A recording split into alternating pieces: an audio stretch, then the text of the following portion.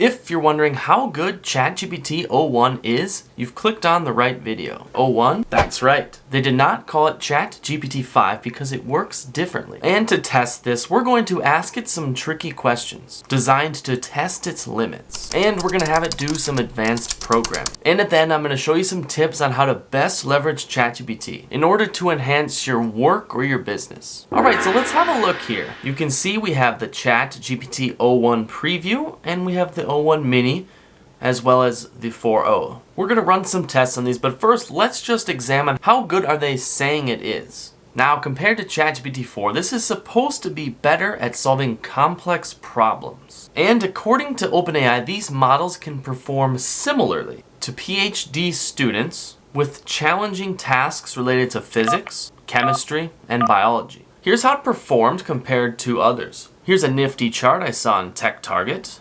Here's the ChatGPT 4.0 compared to the o1 models. For reasoning, it has advanced reasoning and STEM, 83% on the math, primarily focused on the text capabilities. A little slower speed, as we'll see. It takes more time to think. Here's a chart on Yahoo Finance that shows its scores compared to ChatGPT 4.0. And you can see in the math, 83 compared to 13. And the coding competition, 89 to 11. PhD science questions. And it's even higher than the expert human, but GPT 4.0 isn't so bad at that. Alright, enough of the graphs and stuff, let's put it to the test. Alright, so we're going to start with some simple questions to show you how it works. So here are some examples. What came first, the chicken or the egg? Solve an advanced math problem. Is a hot dog a sandwich? How many R's are in strawberry? So let's click on that one for an example. This one's pretty famous, that's why they put it on there. Pretty cool. And as you can see here, it's taking longer to answer. It's thinking. Thought for a couple seconds. That's pretty quick. The word strawberry contains the letter R 3 times. That is correct. It even tells you what position in the word. Let's do a more tricky one. Solve an advanced math problem. See how it's showing what it's thinking? It's telling you how it's solving this. Each step it does. And I'm not much of a math whiz, so I don't really know what's going on here. You can see it's doing its internal chain of thought reasoning. And this is why it has a longer response time, because it's kind of refining through it. And you can see there I have 25 responses from the o1 preview remaining until September 28th. So each week you have a certain limit. At the time of the making of this video, o1 preview limits you to 50 messages per week, and o1 mini now gives you 50 messages per day. Alright, that's basically how it works with simple questions. Now we're going to ask it to make us a video game. Alright, up next, let's have ChatGPT o1 make a video game for us. So we are going to use Pygame. Alright, so I asked ChatGPT o1, hello, let's make a Pygame game. Write some code for a fully functional game with a somewhat basic UI, just simple shapes. And at first, we do not need to include any separate image assets. The game will be a pinball game in 2D. Follow the rules of standard pinball and tell me the controls to use. So here is the code it gave me. I'm just going to copy this into my favorite text editor for this right now. And this is VS Code. Alright, so I put the code in there. So boom, here we go. Wow, this is this isn't quite right. But, you know, having it do a pinball game in one go is a big ask. It's not the simplest game one could make. It is true that the left arrow controls the left one, the right arrow key controls the right one, but they're like swinging weirdly, and then I'm not losing the game when the ball is down here. So it doesn't function exactly like pinball, but, you know, it's, I don't know, I give this like a B-, maybe C+. It's not that impressive. But let's give it another try. One more try, huh? Try again to make a pinball game. Give me 3 balls. Then it's game over. Alright, we'll give it one more try, alright? It's thinking, clarifying the request, ensuring the code is correct, crafting a pinball game, conceptualizing game idea. So it's putting together kind of the layout, the pinball table, the flippers, having 3 balls, specific controls in a game over screen. I like how it says it's ensuring code correctness. Alright, here we go. Here is the pinball game code. Here's the display. There's a caption, pinball game. There's a clock, space bar, integer for the ball counter, some booleans here. I'm actually going to look at this code this time just to See if it's any good. Here's the dimensions. It's kind of cool how you can define stuff pretty simply in here. All right, here we go. What? All right, I press the space bar and I lose. Wow. One more time, real quick. Working on the code. It's a little slower for ChatGPT 01.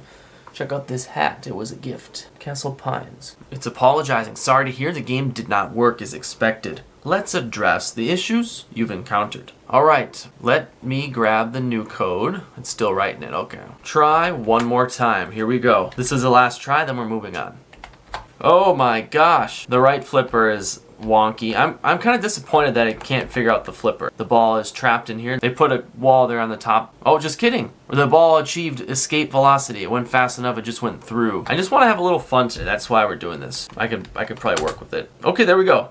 The ball dropped at an angle, and eventually, ooh, okay, I lose. But now it's starting to have the semblance of pinball. I think in about an hour working with this, you can have a semblance of a real pinball game. 1 hour, I think you can have a good pinball game, one level. All right, the next one I told it to do something seemingly more complex, a Pac-Man game. So let's see how it goes. All right, here we go. Arrow keys, the movement. Wow, I'm actually really liking the movement with this. It seems like it really responds to my controls. That's the thing with the joystick and those old arcade things. Sometimes I didn't feel like it was as responsive as I wanted. It wasn't easy to control, like tell it when to turn. It wouldn't listen to me right away. But here, responsiveness is great. Okay, the problem is, it designed the level pretty cool, but all the ghosts are trapped in the middle, so there's no stakes. So I can probably fix this with a little bit of human intervention. Let's try. So you can see the maze layout. It's pretty easy to tell what's going on. Let's just delete or replace with the space some of this so they can get to the real level easily. Here we go. They should, oh, okay, we already got some ghosts out of the enclosure. Now, I don't think they're programmed to be really smart to like target me. They're just random, so I should be able to beat this if I just play it smart, okay? Play it cool. Oh gosh. Okay, I suck. Sorry, but that is a pretty much fully working game. We just need to add the score. The fact that we can get an almost working game right out of the box with this is pretty impressive. But I'll tell you this, I'm not wowed by it. I think it's good, but not great yet. We had some fun with the games. Now let's give it some complex problems and some riddles. This first one's medium difficulty. Let's see how it does. I said, here's a question for you. Please tell us your reasoning and your thinking. A plane flying 545 miles per hour on a night with strong thunderstorms and winds over 100 miles per hour. The plane is flying over the border between the United States and Mexico. Near the Rio Grande, the river has an unexplained issue and crashes right on the border. There are 102 injuries and 6 fatalities. Where were the survivors buried? Certainly, let's break down the scenario. I've thought about this for 8 seconds total. Okay, they break down the scenario, all the stuff I said. It listed out casualties, 102 injuries, 6 fatalities. Where are the survivors buried? Understanding the trick. Here's its reasoning. The question is phrased to make you think about international laws and border agreements regarding where the victims are buried, details about the speed, weather conditions, and all that stuff. Adds to complexity, but is not really relevant to the core question. Logical deduction. Survivors are not buried because they are alive. It was pretty smart in this case. Well done. Bravo. Here's one that is a little more complex. It's the month of March in northern Sweden. There are 155 ice cubes in a bowl, and there is nothing else in the bowl. The bowl is brought outside at 9 a.m. and left undisturbed. And the normal outdoor temperature reaches 42 degrees Fahrenheit at noon for a total of 3 hours. Then the temperature goes back down to 27 degrees Fahrenheit for at least 22 hours. The bowl is left outside until the next day at 4 a.m. At 5:01 a.m., how many ice cubes are in the bowl? So this is somewhat a nonsensical thing I put together. A bunch of details that may or not be relevant, but I just want to see how it reasons through this. So they list the conditions. They talk about the temperature changes. I like how it breaks it down, almost like a human might break this kind of thing down into all the different variables. So then they say, what are the conditions? The melting point of ice. How long was it above freezing? The melting process. However, melting all the ice cubes in 3 hours at 42 degrees is unlikely, especially if there's a lot of them. Temperature drops. Time indoors. How long were the ice cubes indoors? They would melt significantly in 1 hour, but they might not melt completely. So they might have partially melted and stuck together due to refreezing. The ice cubes have had partial melting, refreezing, causing them to stick together. Partial melting again during the hour indoors. State of the ice cubes. They may no longer be distinct individual cubes. They could have formed a single mass of ice due to refreezing. Some of the ice may have melted during the time indoors, went through and thought through everything, and told me an answer that is probably correct. And that's kind of the answer I wanted. Like, how many cubes? Oh, well, it all melted and turned into one. That was what I hoped it ended up with. I don't care about this one. I told it to try to solve Goldbach's conjecture, which is some math thing. I don't know, something that's unsolved. It talked about it and said different ways to maybe solve it, but it didn't solve it. The next one I did was sort of a spatial reasoning question. I don't have a coin on me, but I think we'll use something bigger. I'm going to use this gift card, heads, tails, just to demonstrate. So I have a US quarter coin on my palm. It's facing up, heads up. I turn my palm upside down and quickly put it on top of my wrist on the other hand. Then I turn that hand over and catch the coin in my original hand. Which way is the coin facing? They say the coin is heads up. It took 19 seconds to figure this out. Alright, here's another spatial question. I would like to test your ability to visualize things. Don't tell me that you can't visualize anything. Imagine I have two pieces of paper that form shapes. They are both squares. Alright, so we got these. Both are squares. One's a little bigger. I hold the smaller square inside the larger square and move it outwards so that it protrudes over the edge of the larger square. I line the corner of the smaller square with the corner of the larger square. How many sides are there to the entire shape? So it counts the sides and it tells us there's 7. What do you think? I said, what if it is 6? You're correct. I apologize for the mistake in my previous response. It truly is 6. So, it did decently, but didn't do perfect on the spatial reasoning. Oh look, it even did a diagram of that, which doesn't look exactly right. What came first, the chicken or the egg? The age-old question. The egg came first. So they talk about evolutionary processes, genetic mutation in eggs. The eggs precede the chickens. So let's see the summary here. The egg came first because it produced the first animal that met the criteria of being called a chicken. Alright, here's another logic question for it. The trophy did not fit in the case because it was too small. What is bigger, the trophy or the case? Is it the trophy case?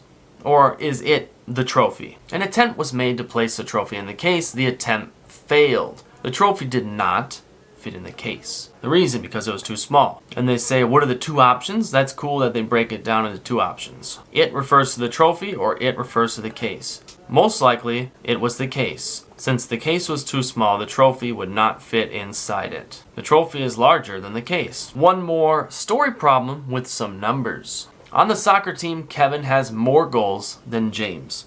Who has more goals than Jacob? Jack has more goals than James. Bill has more goals than Jacob. Javier has 0 goals. Tyler has 150 assists and 1 goal. Who has the most goals? Explain your reasoning. To determine who has the most goals on the soccer team, analyze information.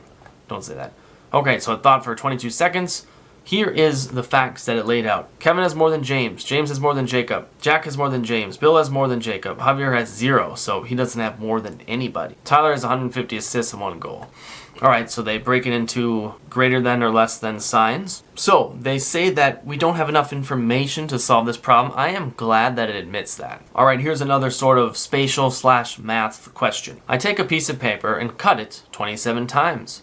How many pieces of paper are there now? The number of pieces of paper you have after making 27 cuts can vary depending on how the cuts are made. Minimum is 28 because if you start with 1, cut slices off it 27 times, then you just add 1 each time. Then you have 27 cutoffs and 1 original. That's 28. And the maximum possible is 379, which sounds right. And now they have some advanced equations here. How many S's are in the US state of Mississippi? They spell it out and then they count the S's, tell it what position is in. Okay, that's right. And now, one more trying to trick it. How many letters are in the US state of Mississippi? So in quotes, that phrase. And then it knows what I'm talking about because it knows what quotes are. How many S's are in the US state of Mississippi as a phrase? And it counts them correctly. Cool. And the age-old question, how many letters are in the word strawberry? 3. Okay. Alright, so it was able to solve those word problems pretty well. Now let's see if it does any hallucinations. I've seen examples of people doing like types of fruit. We are going to do species of dinosaurs. So I said, describe these types of dinosaurs that are all valid and researched greatly by humans. Velociraptor, Tyrannosaurus, Brachiosaurus, Iliosaurus, Stegosaurus, Triceratops. Certainly, here are the descriptions of the dinosaurs you listed. Now, make note, one of these is fake. Let's see if it pretends to know it, or if it says, hey, I've never heard of that. Let's see. Alright, so Velociraptor, it gives us a bunch of stuff about it. Velociraptor describes the details. Tyrannosaurus, often abbreviated as T-Rex, was one of the largest land carnivores of all time. Brachiosaurus, giant sauropod dinosaur. Iliosaurus, here we go. Here's the important one, guys. As of my knowledge cut off in October 2023, there's no record of a dinosaur named Iliosaurus. It is possible that it was recently discovered. Stegosaurus, Triceratops. Alright, so it did a good job there. Now, as promised, I'm going to give you some tips on how to best utilize ChatGPT o1 to help you be more efficient in your business or in your job. Now, the first tip is when you're asking ChatGPT to do something somewhat complex, especially in areas when it's helping you in marketing, strategy, or copywriting, you can usually start out your queries with something like this. Act as a seasoned expert in the thing, we'll call it digital marketing, content strategy, copywriting, and answer my questions accordingly. Another thing to do is ask it for more detailed explanations. So, for example, I'll ask it this. Act as a seasoned expert in marketing, content strategy, and copywriting. Answer my questions accordingly. What should I say when a customer at my restaurant does not want to join my free newsletter? So it basically gave me the same answer that it gave me with ChatGPT 4. But now let's say, explain your reasoning. Why did you tell me this? How did you come up with this? Thinking, seeking guidance, balancing neutrality, ensuring confidentiality, taking closer look, ensuring adherence, acknowledging the choice, ensuring respect and clarity. Alright, so we get a little more details here. Respect the decision, highlight the benefits, keep the door open. If you change your mind, positive closing, enjoy your meal, maintain a positive relationship, subtle marketing, encourage future engagement. Alright, so it explained itself rather well. Just remember, you can ask it to clarify itself, and you can ask it to act as an expert in this thing. Alright, those are little tips, but here's something that you can use today that'll really help you if you have a YouTube channel, are a marketer, run a business, do any sort of copywriting. If you write content or marketing in any way, shape, or form, I'm going to tell you something that you may have never heard. You've probably pasted in an email that you've written and said, analyze this style, write like this. But you can do something even more powerful. And now, of course, you've heard of creating a custom GPT, but what if you give it really detailed and specific instructions so that it sounds more like you? If you're writing business emails or you do copywriting, you can provide as many examples of your own writing as necessary and tell it to write in this particular style. Alright, so here's how to do this. To create a custom GPT, just go click on your name and click on My GPTs. Once you're in there, you can create a new one, create a GPT. Alright, you're going to see on the top left, New GPT, the Create tab, and the Configure tab. Click on the Configure tab and just call this James Bond, for whatever. Description, marketing genius. Instructions. Now this is the key part. You're going to paste the instructions in there, and the instructions look like this. This is something I put together with a lot of details about my background, so yours will look a little bit different. But you have business description, what is your business about? Or, if it's a personal brand, what are you about? So tech professional, software engineer, roles in tech, did a lot of digital marketing, talks about how to leverage AI tools, be efficient in your content and business, save time, make money. Person knows these things, person does this, person shows people how to do things with AI, how do they provide value, person believes in what? Believe in systems, being efficient, automating things when it makes sense to automate them. What does this person care about? Product avatar description. Now this is your avatar. What does your model customer look like? What does your average customer look like? Alright, so you can just say different things about them. What are the things they care about? What are the things they want? The things they don't want? Their fears, their deepest desires, all these things. What objections might they say? You can even add this kind of stuff in there. What's all the stuff you know? And this is where you can get really smart. You can paste a bunch of emails that you've written, especially if you've done marketing or copywriting. Just paste all those examples in there. Prompt description. What do you want this to do for you? And what are your core beliefs? And lastly, words to never use. I don't want to sound like an AI, so never use embark upon or aiming to or furthermore or whatever it might be. So you paste all that in here. You can upload files, which are ideally past emails or posts that you've written, just as much content as you need to give it a taste on what your writing style is. This might take you a couple hours to put this together, but it's totally worth it. And of course, you don't have to just generate something and then immediately send it. You can use this as a rough draft to get past some sort of writer's block. Think of an idea. What do you want to write an email about? Tell it what you want to write about. Include some sort of concepts, like maybe you want to have urgency for this thing or scarcity for this thing. You can still tell it the psychology concepts or the main message you want to convey, but it spits out some stuff that sounds somewhat like you, and then you edit it as necessary, and then you can send it. This will just speed you up and make you much more efficient, but this assistant will think like you. You can keep editing this as time goes on. So to speed things up for you, I put together a fill-in-the-blank set of instructions that you can use to make a custom ChatGPT. If you want to get your hands on this, just click the link in the description and I'll send it right over. Alright, we've seen ChatGPT 01 in action. Solving problems, writing code. Its reasoning abilities are a step above its predecessor, making it a good tool for creative and technical tasks. And now that we've gone over ChatGPT 01, if you are wondering where Grok 2.0 stacks up with all this, check out my video right here, where I go over all the details, run a bunch of tests, especially with image generation. And if you'd like to stay up to date with AI, subscribe below.